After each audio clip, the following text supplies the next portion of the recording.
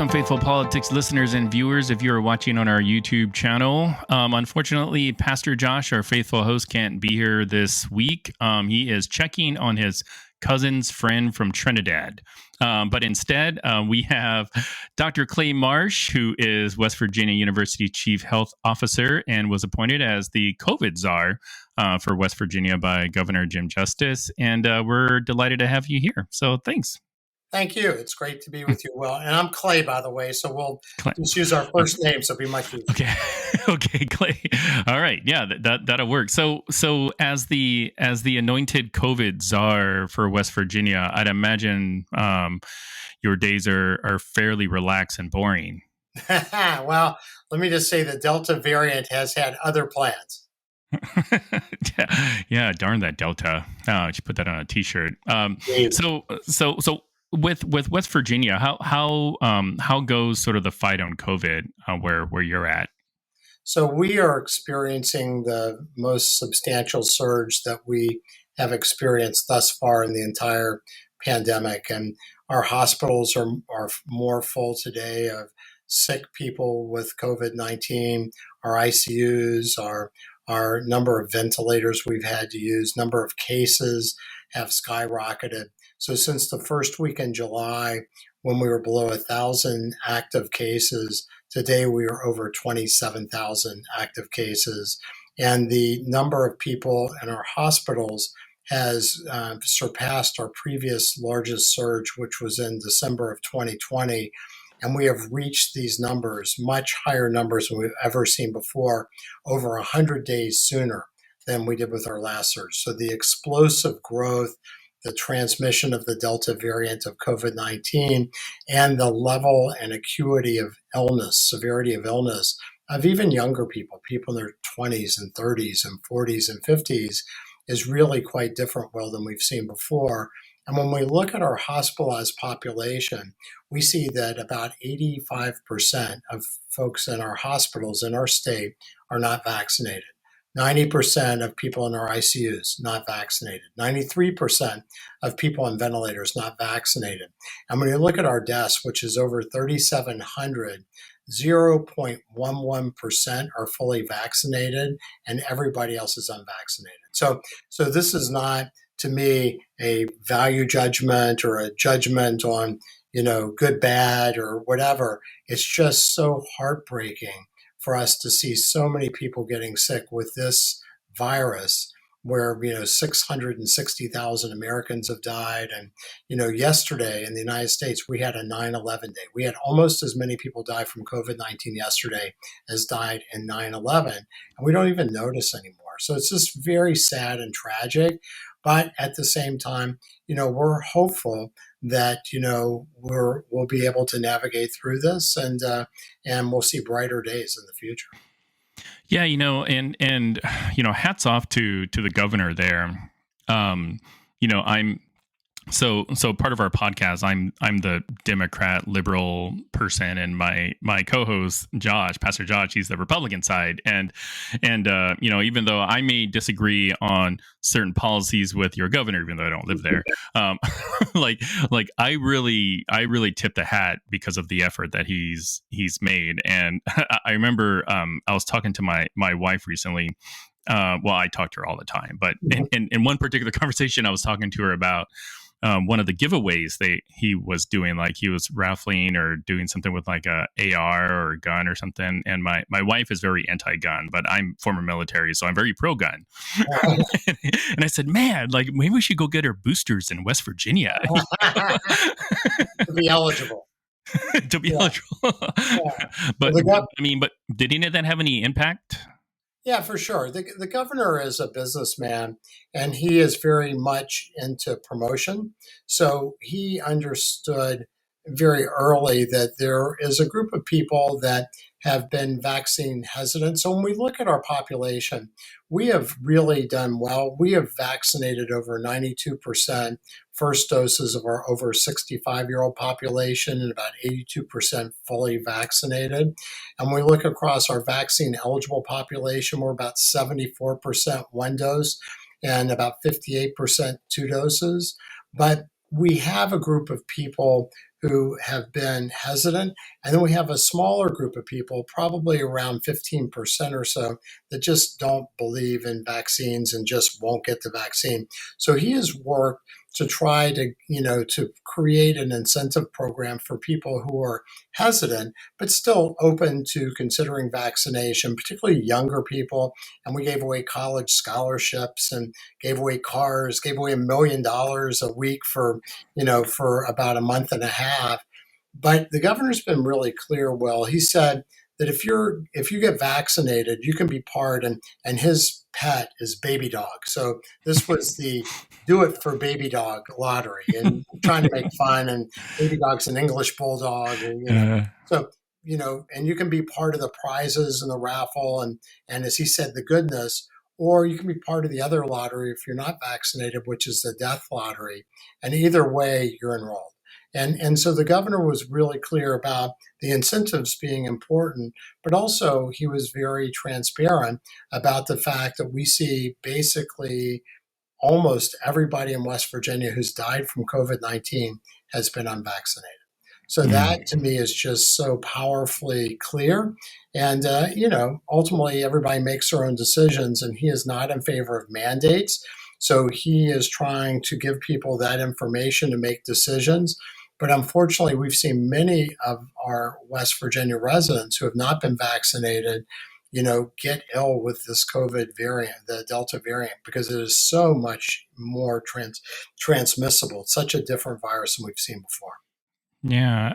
How are your guys as healthcare workers doing? Every time I have a couple friends who work in the ICU, and they've got stories beyond stories, and I know the whole system is sort of stressed. But I mean, like, what's the sense that you're getting from them about just their tolerance or their patience, with dealing with COVID patients? Yeah, I mean, it's really, I think that most of our healthcare workers and the doctors and the nurses and people that work in the hospitals, I mean, it's very fatiguing. As I said, in early July, we really had seen such a decrement in the number of people in the hospitals and people really sick with COVID, that this surge has been particularly challenging. And as opposed to the early parts of the pandemic, well, what we are seeing today is our limitation is not, that we couldn't expand a number of beds into surge field hospitals or whatever. We don't have enough qualified staff to take care of them. So it is really that around trained nurses and trained care workers, respiratory therapists, and others to take care of folks. And I think that it's not against people that have COVID or against people that haven't been vaccinated, but it's more just the severity of illness and the rapidity in which people have gotten sick. And this surge, which has happened so much faster. I mean, it's kind of like if you have 10 inches of rain in a year, you're in a drought place. If you have 10 inches of rain in a month, maybe it works well for the grass and the flowers. If you have 10 inches of rain in an hour, you're in trouble. And we're seeing 10 inches of rain in an hour right now. And so I Wow. think that pace has really created a lot of fatigue. And so our health workers are heroes, but they're tired. And we are trying to do everything we can to help stabilize our hospital systems so that we don't end up like Idaho, where they have, gone to rationing of care. Wow. How do you balance, people's personal liberties, ability to make choices for themselves, and at the same time encourage them to do something that that they really don't want to do. I mean, I figure that it seemed that I'm assuming if you could solve that, you would be president. Well, I would say, with no disrespect to President Biden, that may not be the prize I would choose, but nonetheless, I think that that's such an important question, and it's a very complex and a very nuanced question. And I think that there's really two ways that I've looked at it personally, and I sort of go back and forth, and it's sort of the lens that you put on that you see the world through that makes things look really different. So on one hand, I am very much a believer in people's personal rights and autonomy to make the right decisions for themselves and their family. I think, though, that during this pandemic, it's been challenging because just like secondhand smoke, or just like if you drive drunk, it's not just your health you're taking, into your own hands. It's other people's health, because we know that people that are not vaccinated can spread this virus much differently than people that are fully vaccinated. And also the numbers of people that are going to our hospitals are largely people not vaccinated versus people fully vaccinated. And I'm not making a value judgment or criticizing the person, but it is really part of what is our role to not only ourselves but to others that really becomes part of it. And based on your podcast and also touching the faith-based community, I feel like that we have a responsibility to others, to our communities, to our friends, our families, to our state, to our country, and we want to be citizens that are connected. The root word of health is hail, which is also the root word of heal. It's a root word of holy, and it's a root word of holistic, and it means whole, complete, together, connected. And one of the things that we have really tried to do is keep our state together, pull the rope in the same direction as the line the governors used before. And I feel like that this is a moment where the other lens that I look through is I really think a lot about the serenity prayer, to grant me the wisdom to change what I can, to accept what I can't, but to have faith that whatever's happening is perhaps happening for a bigger reason than I can understand. And so part of me is, we talk about defeating COVID, the war on COVID, but I don't feel that way at all. Our goal is to start to get more in resonance and harmony and alignment with COVID, and not see COVID as a bad guy, but see COVID as part of transformational change that is happening in our world. And I do believe that there are greater sort of issues involved right now that we can't see yet. But anytime you see a dark cloud, there's always the lining, there's always the sun behind the clouds. And I feel that way here too. So, part of it is we can't control what we can't control, and we can't overthink that. On the other hand, though, I think the more that we can love each other and care for each other and not judge each other, but try to help each other, the more likely we make it through this very successfully. And I see that as really our role in West Virginia to do that. Yeah, that's a good word. As Pastor Josh would say if he was here, he would say that a preach. But and you bring up religion, and I read an article today on Washington Post about this pastor who's selling religious exemptions if you donate to his church. And I was just sort of struck back by that and just thinking, so I'm a Christian. One of my biggest beefs about Christians is just we don't really represent the gospel very well, and this is just another example of that. And I'm always just wondering, like, what role can the church play or should play during this pandemic? Because a lot of again, kind of, and I appreciate you pointing out not making it a judgment call, but when you start seeing patterns of people of choosing not to be vaccinated, you do see that a lot kind of in the religious community. And I'm curious to kind of get your thoughts about that, about what role the church plays. Yeah, that's a really important question. And I would say, Will, for me personally, I'm not so religious, but I feel like I'm very spiritual. And I've come to that more and more in understanding that what I understand about what's really going on and what I don't understand is like one in the column I understand and an infinity in the column I don't understand. So I'm getting less smart every day, but maybe I'm just getting a little bit more honest every day. At one point it was said that the difference between clergy and physicians than any other occupation is that we put others' interests before ourselves. Now, I would say today in medicine and in religion, that is not always true. And in fact, like what you said, there's the business of religion and there's the business of medicine that is different than the purpose of religion or the Mm, purpose of medicine. And I that'll think that, preach. and I think that this time is about us getting back to understand that the only way we really change the world, the Sufi poet Rumi, who I really like, he said, "Yesterday I was clever and wanted to change the world. Today I am wise and decided to change myself." This is really about us changing us. And I think that, we have been led to believe, and this is my own personal belief, that the world outside of us defines what happens in our responses. That we are single biological machines that function in a dangerous world, and the fight or flight response and the survival instincts and the ego and the duality is important present to protect us. But I think that's a staid and old pattern, old story, old narrative, old mindset.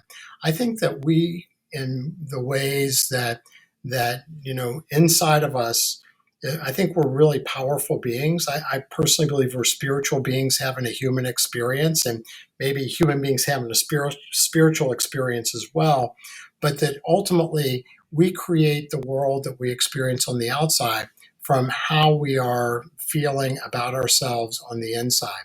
And that if we reach an obstacle, a jail cell, if we are with somebody we don't like or something we don't feel good about, then instead of that being something that, "Will, you did to me, Clay," I see that now as just a lesson for me to find a part of me that is not healed, that needs to be healed, needs to be loved, needs to be leaned into, not leaned away from. And I think that this is really, in many ways, about us taking back control and realizing that heaven is not something that is out there that we flow to the sky after we die. Heaven is about us bringing, as alchemists, the love and connection and oneness and wholeness to the earth, where we're also experiencing ourselves as individuals. Because I think we are like rain, we're like drops of the ocean. Together we're the ocean, individually we're drops. Sartori, the Japanese poet, said, "Individually we are raindrops and together an ocean." I think that's really probably more literally true for us. So I see religion as a pathway to spirituality, but ultimately real spirituality is inside of all of us, is our own decisions, is our own belief system, our own faith, because ultimately the highest human position is to let go of the control, let go of the dualism, let go of the judgment, the envy, the hate, and thinking that one's better than the other. So, if you think about yin yang, we say, "Oh, it's better to be rich than to be poor." But rich and poor are just two ends of the same spectrum, or fat Mm. and thin, so I think as we go forward, we start to see that there's not better or worse. It's just different. And if we can embrace that and come together, then I think we can realize heaven right here on earth. Wow, that's really powerful, and I'm almost embarrassed to ask you the next question that I had planned because it was about ivermectin. Um, I and and won't comment on ivermectin, though. so Go ahead, ask me the question. yeah, so I mean it's not as it's not as philosophical as what you just said, but about ivermectin. So obviously you've heard a lot about it, and people are taking it, and there seems to be kind of two sides. The people that say, well, hey, Joe Rogan took it, so must be good for me, and then the other side, primarily people in your field that are like, no, don't take ivermectin. So I'm curious, what's the deal with ivermectin? So ivermectin ivermectin's got a great story behind it, and I'll just briefly detail the story. So ivermectin was created by Merck, and back when Merck created it, they figured out that it was a treatment for African river blindness, and it actually could help a lot of people.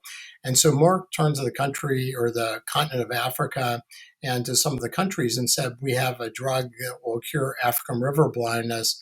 and we'll give it to you guys at a discounted rate. And they were told, we can't really afford it.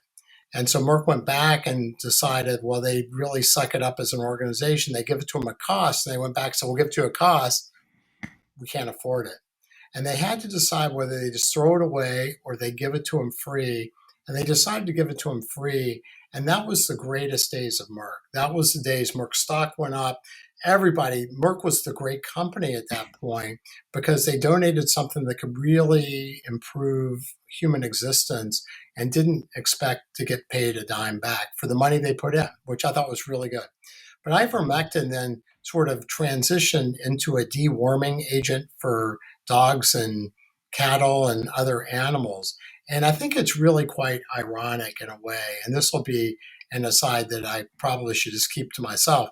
But the people that are really worried about the safety of vaccines that have been used in hundreds of millions of people and have been clearly shown to defeat disease will be willing to take ivermectin, which is an animal medication of which people have been documented to go to the hospital because of toxicity, because people have taken drugs that were not really meant for people to try to fight COVID. So I don't quite understand that rationale, but nonetheless, the FDA, CDC have not approved ivermectin for treatment. I know that there is some laboratory evidence that maybe in a laboratory test tube, ivermectin might have some impact on COVID-19, but in people, there's no real world data of any repute or any size that would say that ivermectin works. And we know that ivermectin can be dangerous, can be toxic. So I am 100% not in favor of people taking ivermectin. And I am 100% in favor of people getting vaccinated. So I'm biased on that. There you go. You heard it here first, folks. So is the ivermectin for animals like manufactured differently than the ones for humans? Now, it's really interesting when you look at comparison. Well, I'll say for this specific question, I'm not sure who makes ivermectin anymore, but I would say that in general, human medicine and animal medicine tend to be the same medicine. It's just priced about 10 times for humans. So supply demand as it is. But many of the drugs we give animals, people take too, but when it comes to people, they're always higher priced than animals in general. That's interesting. Well, I guess, animals are really poor paying customers, I'd assume. So that's although being the owners of two small dogs, I would say that our dogs have been treated as we would treat our children as far as healthcare needs. Yes, I know. Same way. I've got two Australian shepherds that wish they were our real kids, and we kicked our real kids out of the house. But, judgment sometimes, right? Yeah. The antibodies. So one of the things I also hear is antibodies. Like, okay, I don't need to take the vaccine because I had COVID. I have antibodies. Why should I even have to take it? Yeah, that's a really complicated issue. So there's a lot of conflicting information. There's a small study retrospective from Israel that basically said your risk of getting reinfected with COVID was much greater if you've been vaccinated than if you had native infection.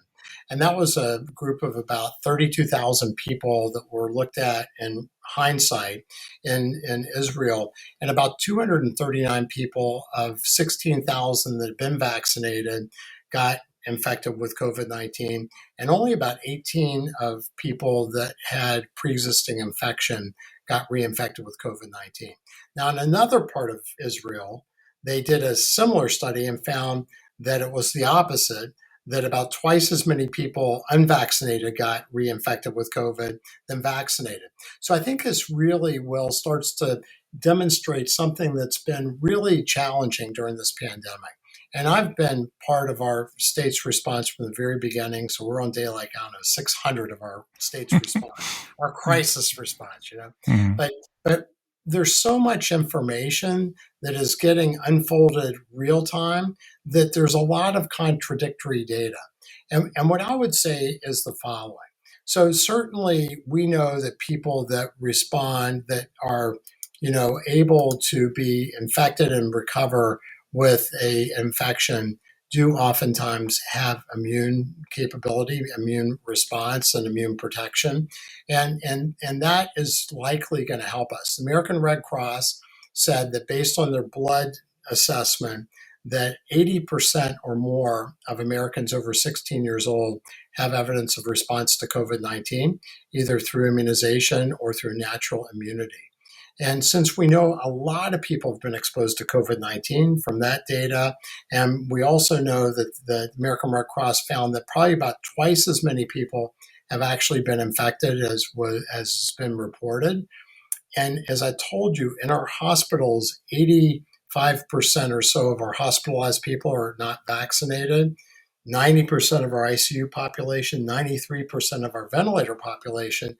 So all I would say is I hope that people that have recovered from COVID have a lot of immune response. But all we can say is people that are not vaccinated have a much higher risk. CDC said if you're unvaccinated, your risk of getting infections 5 times higher, your risk of hospitalizations 10 times higher, your risk of dying is 10 times higher.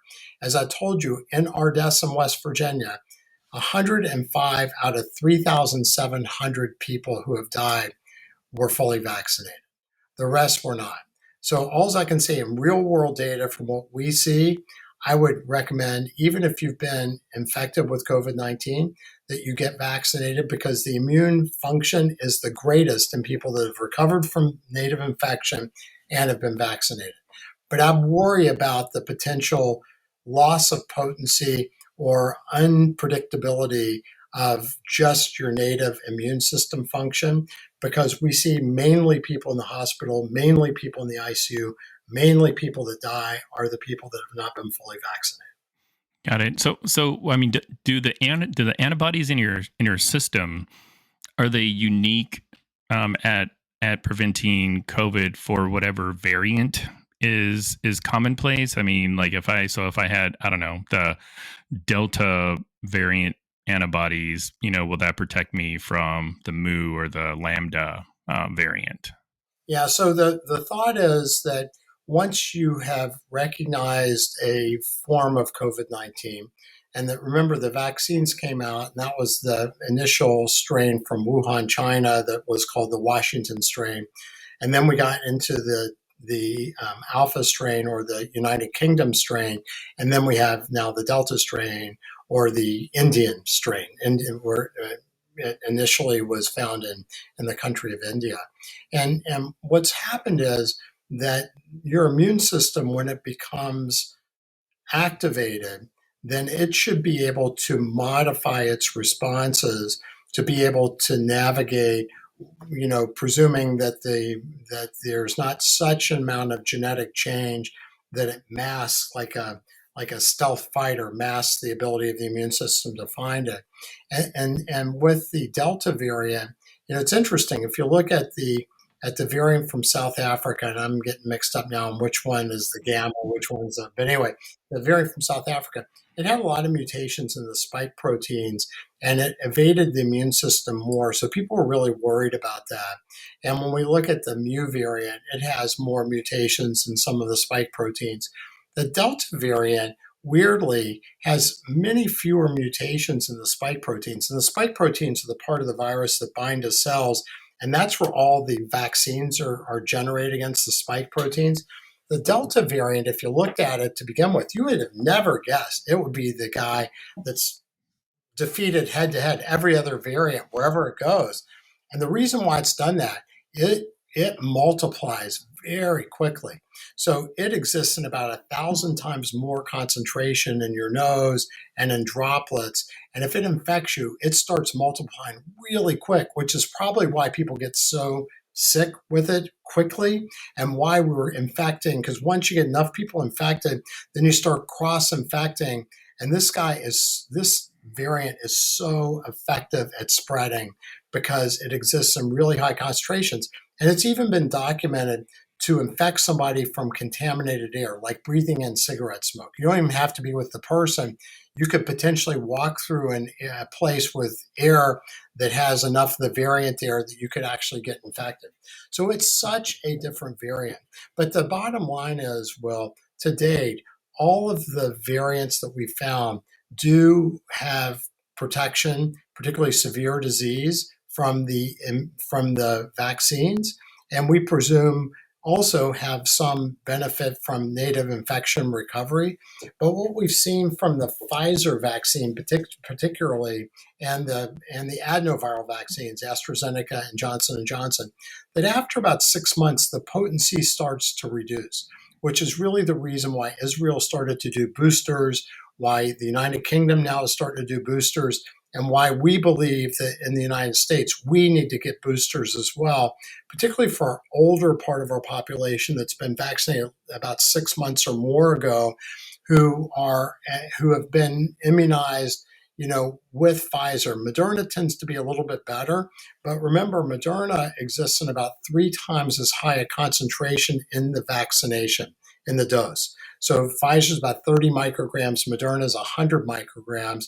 So it seems to have more potency. But as we go, all of the immune function from vaccines that we know of respond to all the variants.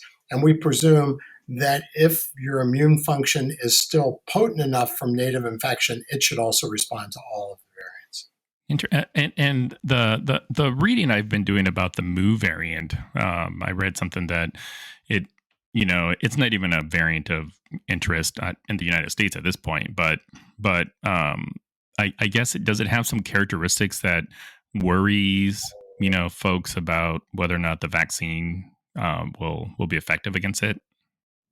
Yeah, so the Mu variant started in Colombia, the country of Colombia, and it's been reported in a number of places in the US. And the concern about the Mu variant, it does have a lot of mutations in the spike protein. And since the spike protein is the latching on part of the virus, and that's where the vaccines are directed. And if you think about the vaccines, really the goal of the vaccines is really twofold. One is it is going to be a covering, neutralizing. I'm trying to explain it right. It serves a neutralizing capability because it is going to bind to those parts of the virus that allows the virus to get into our cells. So you want to use the vaccine, early before you get infected and let it get on board. But even if we use the monoclonal antibody treatment, you also want to get those on board quickly because what you're trying to do is you're trying to bind to that part of the virus that gets into our bodies. So you block the virus from the initial entry into the body where it then can infect you and multiply also. The other thing is the vaccines start to activate another part of our immune system to actually kill the virus if the coded virus is getting into our system, so it can identify that virus to be cleared and killed by other parts of our immune system. And so as we look at the Mu variant has changes which might mask that part of the virus from the antibodies so that the antibodies can't bind to it as well, recognize as well, neutralize as well, mark it for death and destruction as well. But the challenge is the Mu variant has not defeated the Delta variant anywhere it's been. So when you look for the variant, and it's a variant of interest, not a variant of concern right now in the US, but when you look at what the virus you really need to worry about, look for the virus that's dominant. And right now in the US, the Delta variant is dominant everywhere. 95% of the counties in the United States, at least this was last week, it may not be true today, were in high spread areas by CDC criteria. It is everywhere. And, and it's dominated. It took the Alpha variant, the UK variant, that was a real bad actor. We were like, wow, that's a really much worse variant. Oh, it just put that to bed like in a month. It went to the UK and it just ran through. Now the UK is almost 100% the Delta variant. So when we look at the Mu variant and some others, they are variants we have to look for. But I think most people believe now that the next variant will likely be on the back of the Delta variant, and where you'll see more changes to give the Delta variant some escape capacity. Because right now the Delta variant spreads real quick, really high concentration, but the escape factor, in the mutations around the spike proteins, not nearly what we see, say, with the Mu variant and some others. Mhm. Yeah, what's interesting is, well, in my day job, I work as an environmental health and safety professional. So a lot of my days are just wrapping my head around what the latest CDC, FDA, what have you, what's the latest conspiracy, just trying to like put together a plan for my company.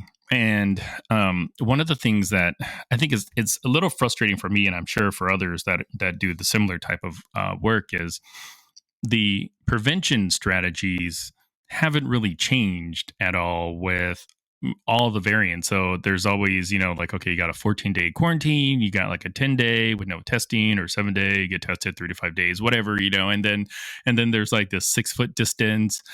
And it seems like, and especially for contact tracing. So like I took this John Hopkins like contact tracing class early on, and they're like, well, you got to start 2 days before symptom onset, and none of that has really changed. Do you think that those sort of prevention strategies are still accurate, or should we be looking at some different parameters with the Delta variant? Yeah, that's a really good question. I mean, the CDC has obviously changed some of their guidance as we've gone. And so let me answer it this way.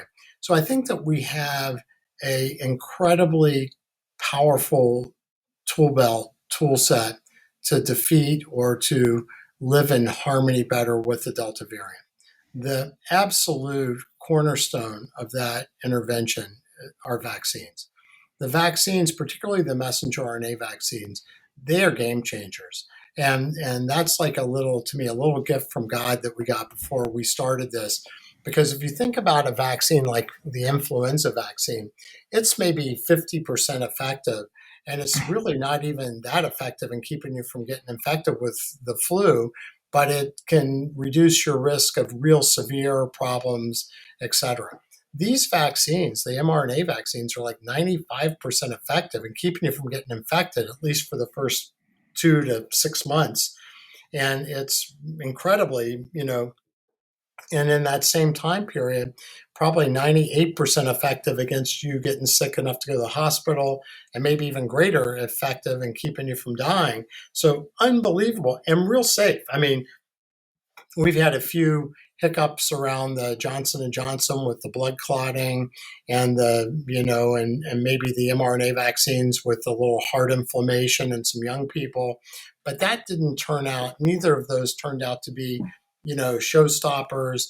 And we monitor people getting the vaccines in certain categories, but as we look at the sort of the steps that we have available to us, I think that the masks still are helpful, particularly on top of the vaccines. And we know from CDC data that the masks are 40 to 60% effective at reducing source transmission. In other words, aerosols, droplets that are generated from people who laugh, sing, talk, cough, sneeze, yell, whatever. And about 20, 30% effective in blocking you from getting, infected as a barrier function. But we know that anything that reduces the inoculum dose, particularly in people that have been vaccinated, is generally a protective factor that keeps you from getting infected. The 6 feet, I think, is probably not relevant so much anymore. It hasn't been officially changed. Asia used 3 feet, but we know that people that can just walk through contaminated air can get infected with the Delta variant. So the whole 15 minutes, and I think that's probably less effective. And when you get such high transmission, contact tracing is a good idea, but doesn't really help because it's like all the animals are out of the barn and out of the fence, and then you latch the fence and you check the barn door. So I think that we now are in a situation where it's important to try, but likely some of the mitigation measures like contact tracing and like distancing, while still good to do, and I'm 100% in favor of it, and you'll catch some people, but in general, that's harder. Really effective testing is important, but we don't do that so well. And home testing is something that we are trying to advocate in West Virginia. But the truth is, because of the Provincetown experience that the CDC had, where, a bunch of people that were really careful, many fully vaccinated, went July 4thing in Cape Cod, Provincetown, and, who'd have thunk it? But out of about 1,000 people that ended up getting COVID over that weekend, about three-quarters of those people were fully vaccinated. And when they checked the nose, they found just as much virus in the fully vaccinated people as the unvaccinated.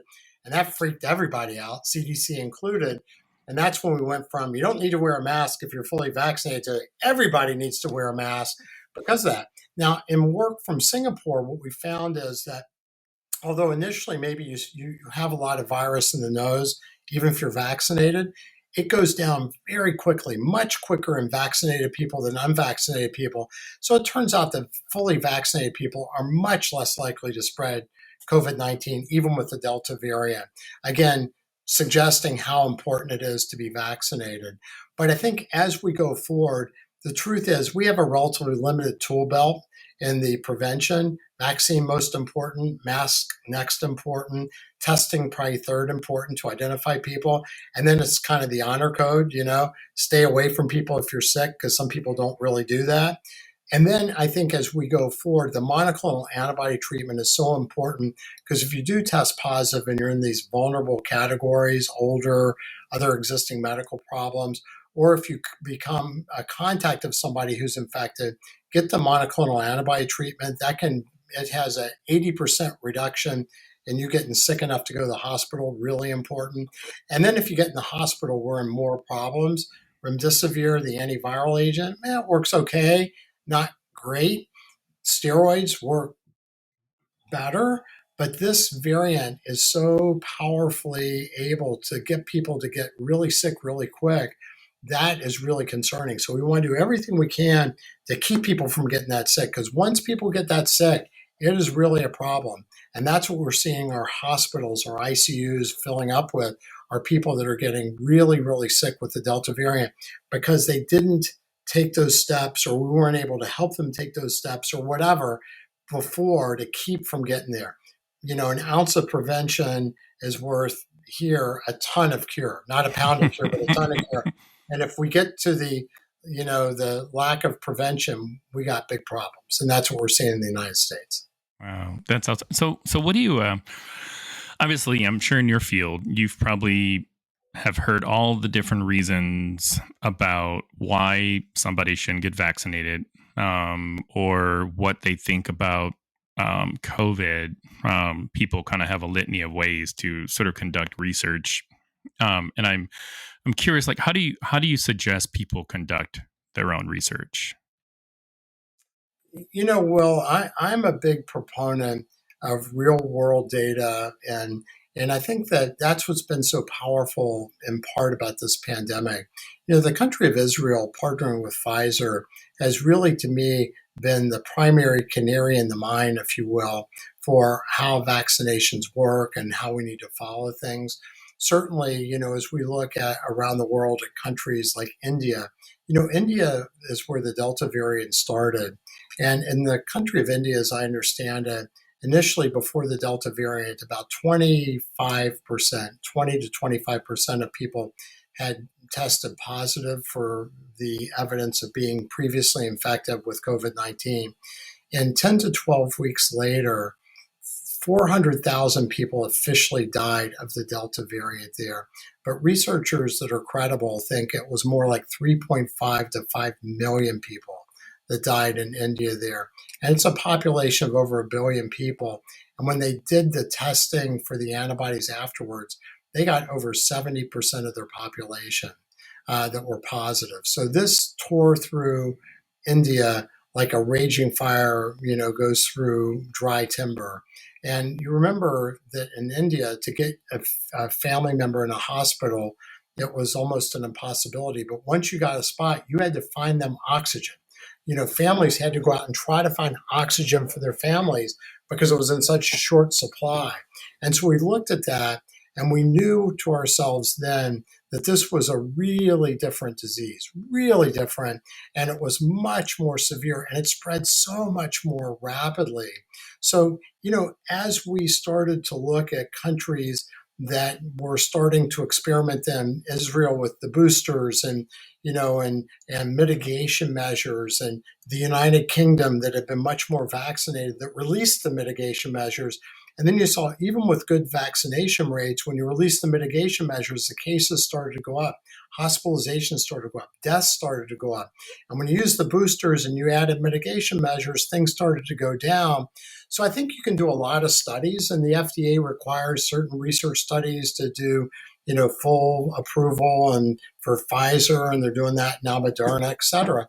But I like the real world data where you're seeing what's unfolding in countries that are reporting things, and they're being very open, because that to me is the best opportunity for us to create the network so that we're learning from those that are going before us. And in West Virginia, we have really taken a strategy of trying to democratize all the things that we're learning. We have created our own internal to the state supply chain. We make our own personal protective equipment. We've made our own PCR tests. We've made our own tubes and swabs and antibody tests and next generation sequencing tests and so on and so forth. And we've done it because we want to be self-sufficient so that we can take care of our own people.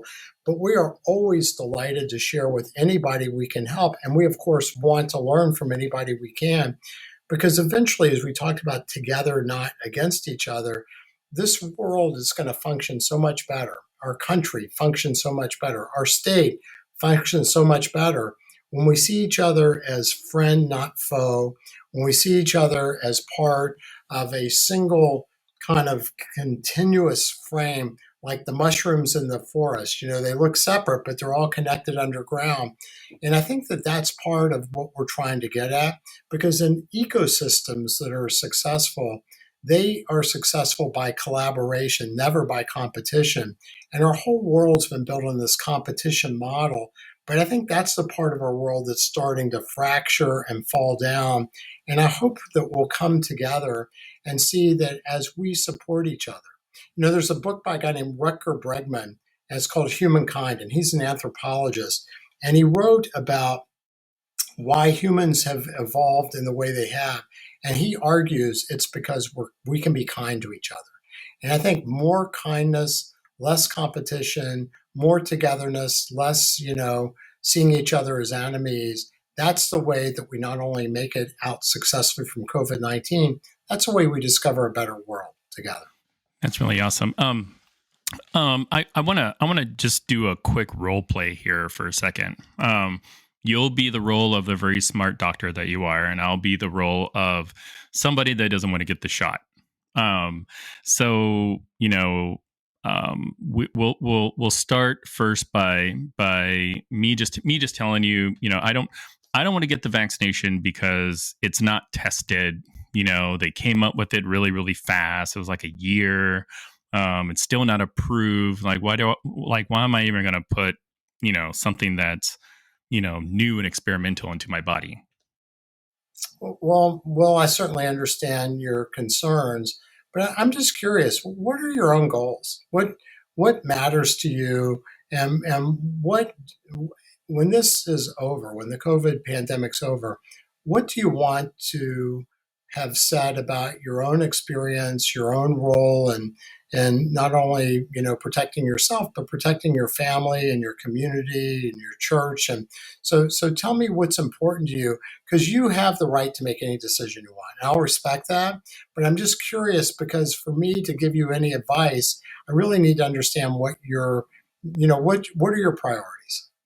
Well, I mean, I want to spend time with my family, and just, but probably more importantly, I just want to live in a free world where, I don't have to, be forced to have a shot, but even if I was forced to have the shot, I would just want to know that it's been tested, that it's safe for me. Yeah, well, certainly. Well, I could reassure you that the authorization that has been given, these vaccines have gone through a very rigorous process. We have administered these vaccines to hundreds of millions of people, and we know they're effective. But I think the technical explanation is not really where I want to focus. It is really about, do you want to be disabled? Do you want to be alive? Do you want to know that you passed on an infection that you got to your grandmother or to your mom or to your dad or to your grandfather and they died of it? How would you feel if that happened during this pandemic?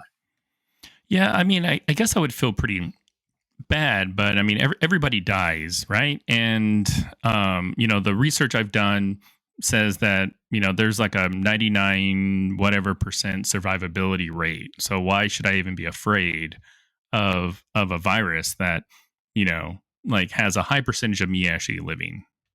Yeah, I would say, well, during previous parts of the pandemic, that may have been more true for some people. During this phase with this new form of COVID-19, this Delta variant, we are seeing young people like you get very, very sick. Our hospitals are overwhelmed today with people like you, Will. And there's people like you that have spread the virus to other people in your family. We're seeing whole families of people die. We're also seeing people get disabled. We have a young guy in our hospital today who was an MMA fighter, a champion, and he was on bedside cardiac bypass for 6 weeks. He's lost 70 pounds. He can't walk now. I mean, he says now I want to be vaccinated, but it's too late for him. And so for me, for you, Will, I don't want to see you make a decision that will have consequences that will be much different than you can imagine. Because I'm a critical care doctor. I understand we all die, and that's part of our life. But we all want to live with the best quality of life during the time that we're alive. And we don't want to think that we have hurt somebody that we love or hurt anybody. And right now, unfortunately, if you decide not to be fully vaccinated, you become a potential vector. You become a potential source of infection to other people. And even if you survive an infection, you might kill somebody that you love. You may kill somebody that you know, and you may do it without even knowing that you have been infected. And you may not only die from this, you may become disabled. You may not be able to walk again. 10% to 11% of people that are healthy that get COVID 19 are not back to any normal activities 8 months later. So it is not just dying, it's being disabled. And it's not being there for the people that you love, for your children, for your wife, and you may not be able to do your job. You may not be able to earn an income. So there are many different parts of this. And it's easy to say when you feel healthy that, yeah, I don't want that. But I will just tell you, this is the cornerstone of a effective strategy that will keep you healthy almost certainly and will give you the ability to do what you want to do. But even more, it will give you the comfort to know that you're protecting people that you love, not just protecting yourself. You know what, doctor? You make a pretty good case. But my last question, or you can take ivermectin. I'm kidding.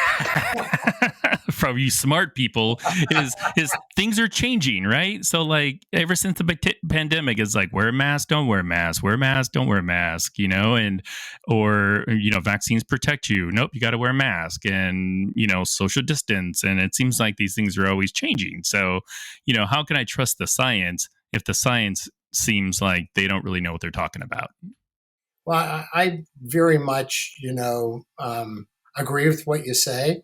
It's, there's a problem. We've talked a lot in our country about bad actors are trying to disrupt things, giving us misinformation, and then there's people that will grab onto a narrative to gain power, control, or money. That's to me, disinformation.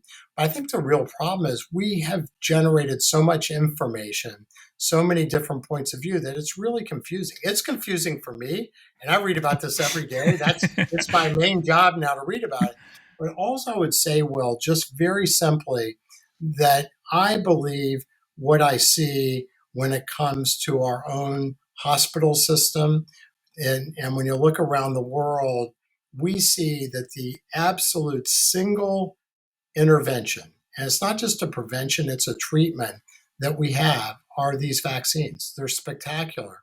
I've been completely vaccinated myself. My 91-year-old mother, fully vaccinated. my 27-year-old child age bearing newly married daughter, fully vaccinated, two sons fully vaccinated, wife fully vaccinated. The people I love the most in the world are fully vaccinated. And if I didn't feel that was safe, I wouldn't have any of them vaccinated. I feel like that this is the thing that will protect you from having the problems that we just outlined from COVID-19. But ultimately, this is still your decision, and I'll respect your decision. I'm a pulmonary lung physician. Many of my patients smoked cigarettes and had lung problems and kept smoking. But of course, I cared for them and cared about them the same as I would you, whatever you decide. But I would hate to see tragedy strike you or your family. And now is the time to prevent that strategy or that tragedy from striking you. And if you wait until it strikes you, it's too late. Even if you decide to be fully vaccinated, then it may be too late for you, and it may be too late for the people that you have infected. So I really would encourage you to very much choose to do this. But again, your choice. Well, you got yourself another patient. Can you administer the shot through the microphone? We'll send somebody to vaccinate whoever we see vaccinated. We will bring vaccine to anybody, and that is a commitment. That is awesome. So I've got one more question for you. This is I'm back in my vaccinated body, and I spoke with a colleague of yours, Dr. Danny Avula from Virginia, the vaccination coordinator. Yeah, he's super awesome. And I asked him, I asked him two questions. So I've got two last questions. The first one was like, how will this all end? In the sense of, we have vaccinations, we have people that are vaccinated, we got people that are unvaccinated. Like, how is this going to end? His response basically was like, I think we're gonna be living with this for a while. And when I asked him about herd immunity, he's like we need to be shooting for like the 90% mark, like globally, is what he was saying. I'm like, oh great, like we're never going to get through this, are we? So I'm curious to get your point. Like, how is this all going to end? I think this is going to end when, the virus is not going to get less fit. It's on us to get more fit. And I think we get more fit by more vaccinations, by more people who've been infected that maintain immunity. If you look at COVID like a fire, and that seems like COVID, the competitor, or COVID, the evil thing. And I don't mean it that way, just as a metaphor. And let's just say that in order to stop the fire, you have to have enough firewalls that stop the fire from extending. Eventually, the fire may go from being a raging single fire to a number of separate fires because you're able to stop the fire from, either consuming, you've already gone through all the consumable wood in the forest, or you've created enough protective zones that the fire starts to separate itself. And I think that's the way we'll see COVID. It will go from the roaring fire to smaller fires. And then over time, a lot of those fires will go out, but maybe eventually, you'll see a few stoke back up in certain areas. And, I think over time, COVID will become endemic. Other coronaviruses, about 4 or 5 of them, are just common cold viruses. And as we gain immunity, COVID will likely become common cold type virus too. But I think that's going to be out in the future, and maybe out in the longer future. I think we'll be looking at getting shots, vaccine boosters, et cetera, for COVID over some time. And, I'm a bit concerned that the virus still might mutate away somewhat from what we've done so far. So we may need to have other more newer types of vaccines that we give, like we do the flu every year to match the specifics of that virus and do that. When it comes to herd immunity is really a term that's been used in animal sort of infectious disease, generally with pathogens, with infections that don't really mutate. I mean, COVID is changing all the time. And so to think that we're going to get herd immunity, to me, is almost kind of laughable in a way. I mean, and I don't mean to make lesser of it, but I think that right now, we're just trying to survive with COVID right now. And then we'll try to, to do more balance with COVID. But to thrive with COVID, I think that's going to take quite a while, like Danny said. And I don't think herd immunity is a real thing because people's immune function will start to degrade. We'll lose some potency. So even if you immunize everybody, there's going to be groups of people in different camps. But I think really what we have to do well, and we haven't gotten there yet, but we do, is, our whole life is about controlling stuff. I mean, if you think about it, let's just say our life, like we live our life on a boat and we're on this great river, but the river has some rapids on it. And we're going down and we're on the boat and we're paddling to try to move the boat back up the river in the other direction. And we're paddling like crazy. And maybe if we become the head of a company, we have a whole bunch of people that paddle with us like crazy. But then we get to the rapids part. And even if we can get upstream a little bit, the rapids are going to move us back in the direction the rapids are going to move us. So we've spent our whole life resisting what is unfolding in our lives, and we don't want, we think our life is about suffering and we think our life is about unhappiness and, external powerful things that make things bad for us, whatever it is, victimhood, et cetera. But the truth is that if we just let go and if we just enjoy the ride with the people we're on, and not be so worried about resisting so much, but maybe more about accepting and trusting and getting in harmony with the things going on around us. And COVID may be one of those. Then we could turn this from something that seems so threatening to us, where we have such fracturing around belief systems, all this, and work together in faith and in trust and in more harmony and resonance.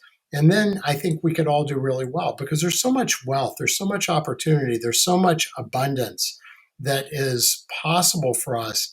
But I think that, the only ones really limiting that are us.